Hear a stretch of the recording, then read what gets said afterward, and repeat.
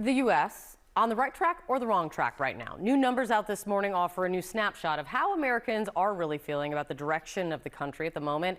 And the data cuts across party lines and seems to also cut across the map. CNN's Harry Enton is running the numbers all over the map on this for you.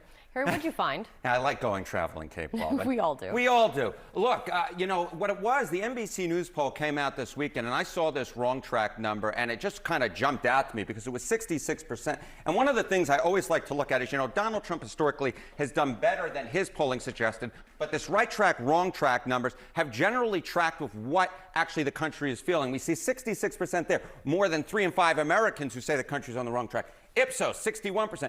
MU, Marquette University Law School, 64%.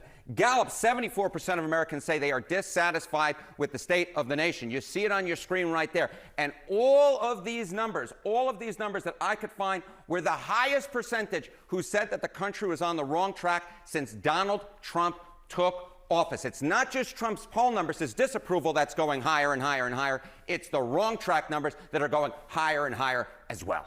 How has this changed since earlier this year? Is this a change? Yeah, it's a huge change. It's a huge change. Think that the country is on the wrong track or the right track. You go back to April, May. Look, the clear majority of Americans thought that the country was on the wrong track at 58%. But you see 38%, a 20-point difference here. Look at that. What we've seen is a ballooning of this, a ballooning. Now you take the average of the polls, right, and now we're talking well north on average. Where you're talking 2 in 3 Americans say that the country is on the wrong track. Now, less than 3 in 10 Americans say that the country is on the right track. And when we look at this back in going into the 2024 election, right, the election in which the Democratic Party was pushed out of power, this number looks a whole heck of a lot. This right track number looks a whole heck of a lot what it looked like going into the 2024 election. This 66% looks a whole heck of a lot like that number going into the 2024 election. So what we're seeing now is Donald Trump came into office. He was given the benefit of the doubt. We saw an increase in the right track number, a lot more like what we see when presidents are reelected.